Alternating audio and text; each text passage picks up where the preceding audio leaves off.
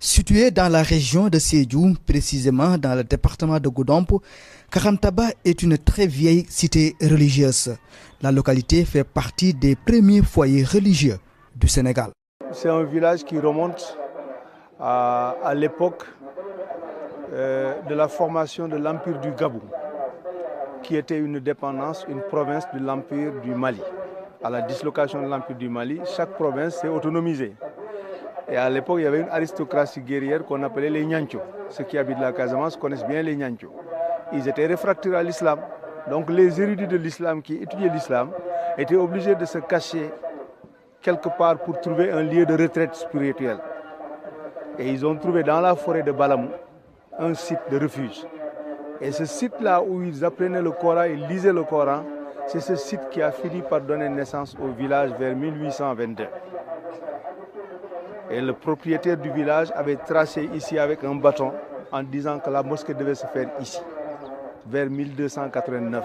La mosquée sera construite bien après lui, vers 1340. Ce village est donc le fief de grands érudits islamiques. Ses premiers occupants ont donné à cette localité le nom de Karantaba, un choix qui est loin d'être fortuit. L'étymologie, ça veut dire l'arbre où on lisait le Coran. L'arbre s'appelait tabac. Ce n'est pas pour donner des feuilles de tabac, mais tabac c'est un fruit comme la cola. C'est sous cet arbre qu'il apprenait, qu'il lisait le Coran, qui a amené Karantaba. Donc c'est une vieille cité religieuse qui a fait l'objet de beaucoup d'écrits. Il y a eu des thèses, il y a beaucoup d'écrits qui ont été faits sur l'histoire de Karantaba. Dans cette localité, on trouve la plus vieille mosquée du Sénégal. L'édifice, qui est aujourd'hui entouré par la nouvelle grande mosquée, est classé patrimoine historique. Il date de plus de 600 ans. L'ancienne mosquée est emblématique. Elle a beaucoup de choses sur le plan religieux. Les populations y sont attachées.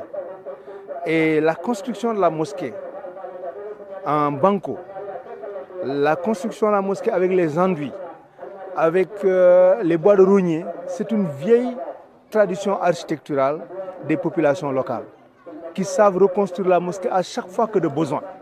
Et quand les gens leur ont proposé de construire une nouvelle mosquée, ils ont refusé.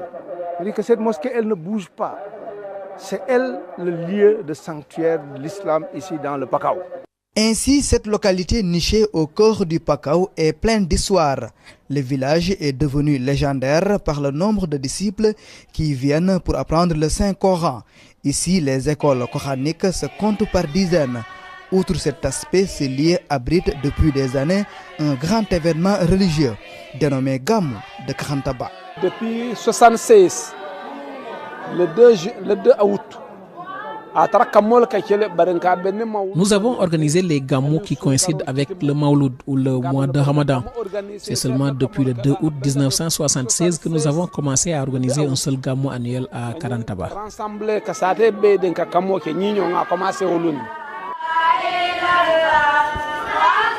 Le Gamou de Karantaba a une dimension internationale car en dehors du Sénégal, les fidèles viennent de la sous-région et de l'Europe pour assister à cette importante manifestation religieuse.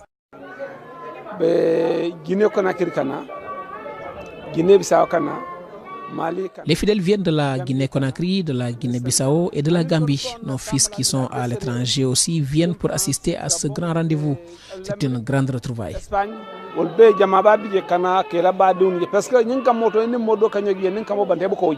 Karantaba, une cité religieuse, un lieu aussi de réma et de prière. Chaque année, des milliers de fidèles convergent vers ce lieu pour solliciter des prières. Nos vénérés aïeux avaient à son temps prié pour que quiconque vienne ici en pèlerinage, que ses vœux soient exaucés. Et depuis lors, tout fidèle qui vient à Karantaba pour solliciter des prières aura une satisfaction. Karantaba est donc un foyer religieux très important. Sa mosquée, véritable trésor historique, est à préserver. C'est Karantaba qui a essaimé un peu dans le Pakao tous ces sites religieux que vous avez. C'est ça Karantaba aussi. C'est pourquoi cette mosquée elle est restée. Si je devais construire cette nouvelle mosquée telle qu'elle est actuellement, je ne l'aurais jamais construite en englobant l'ancienne qu'on ne voit plus. J'aurais dû construire peut-être une mosquée à côté et laisser l'ancienne. Mais du fait que les populations à l'époque, ils ont dit laissez-nous notre ancienne mosquée, ceux qui ont voulu donner cette mosquée l'ont construite en l'englobant à l'intérieur. Mais elle est protégée. Aujourd'hui, nous, on réhabilite le tout. On réhabilite et l'ancienne et la nouvelle mosquée pour qu'il y ait quand même un continuum. Et ça, c'est un programme national qu'on a engagé. On l'a fait à Banger, on le fait ici, on le fera à Alouar, on le fera à Kobilo. Donc les anciennes mosquées, on va les réhabiliter. Composé à l'origine de quelques maisons, Karantaba est devenu un grand village. La localité s'agrandit de jour en jour. Depuis quelques années, nombreux sont les immigrés et les fidèles qui viennent pour s'y installer définitivement.